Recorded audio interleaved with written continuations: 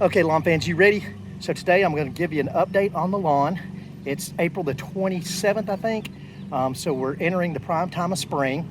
And also I'm going to tell you something to watch out for with your crepe myrtles, your azaleas, gardenias, any type of alortopedilums, any type of plant that may get a fungus on it. And I'm going to start out with that today. So you guys know this is the channel you come to because I do not advertise products. But I got to make an exception in this case because I got to show you a product that I don't endorse. I'm not telling you to go out and buy, but I have used this. And I'm going to give you an example of something in a second. But insect, disease, and plant mite control. So my crepe myrtles over here, they have a tendency to get a fungus on them because there's not a lot of airflow through here. I think it's called powdery something mold or mildew. But it comes down, it drops down on these lower pedilums. I'm trying to pull off a leaf right here to show you. See how that's not nice and shiny compared to this new growth down here? That's because it's got last year's, that powdery mold, whatever they call it, on it. I've treated these, and what I do is I get that product. It's got a measuring cap on it. You fill up that measuring cap. You dump it into a pail like this. Okay, and you just soak the base of the plant that you have, and then the roots will absorb it. It'll go up into the branches, into the leaves, and that will fight off all different types of insects that may be out there or that come to chew on it. It will cure it of any type of disease or fungus. Sometimes if it's bad, you may need several applications. Take a look at these lower pedilums right here. Last year, these had a ton of disease get on them. It took like 3 treatments of that, dousing the root base, then waiting for a little growth to happen, dousing it again. I trimmed off all the disease that was on it. I'm going to show you an example of one over here in my neighbor's lawn. This is an azalea, and I helped him today by cutting his lawn. But this thing has disease on it, or an insect. Something's got on this. Okay, so I've already doused this around its root base, and it's gonna get absorbed through the roots into these branches. We're gonna trim up all of this dead stuff. This is all dead, it's not coming back.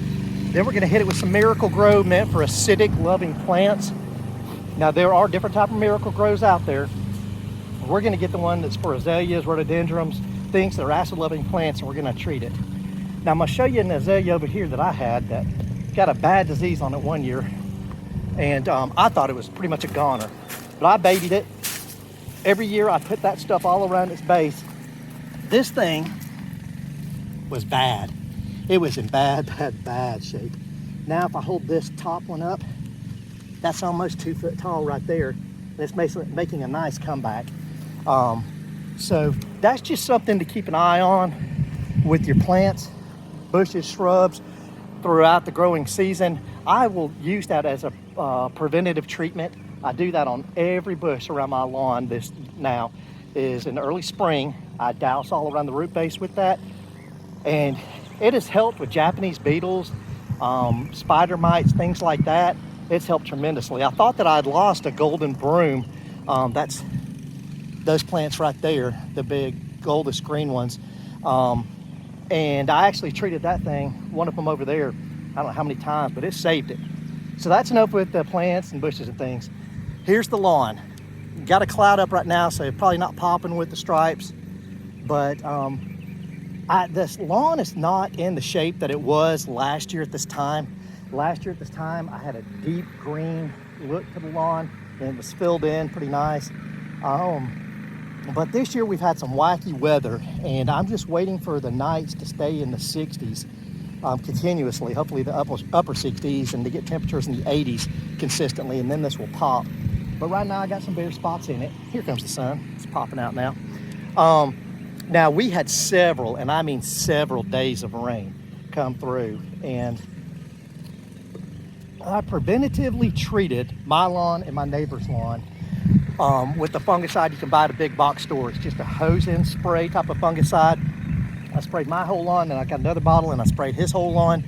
And I was hoping that in between the rain that I could get that on there, maybe it would help. But this morning I came out here to knock the dew off the lawn with the leaf blower, and I noticed I had little patches of, it looks like tiny spider webs that are about yay big.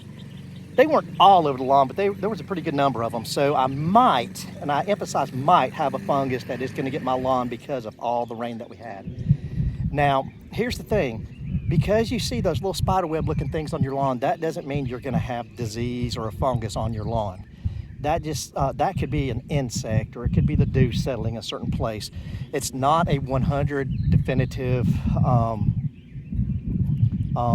factor, I guess is what you want to say, that if you see a cobweb on your lawn that you have a fungus. But anyways, that's what I've done. So I'm probably going to go get another fungicide and put it on the lawn, which brings me to this point.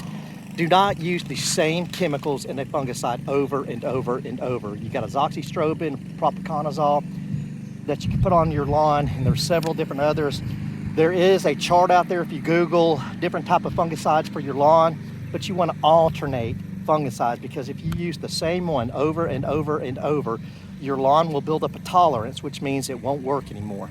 So don't use the same type of product every time that you spray your lawn. Now you can rotate them in and out, but don't use the same one every time. But that's pretty much it for right now. Again, I got to give my daughter a shout out.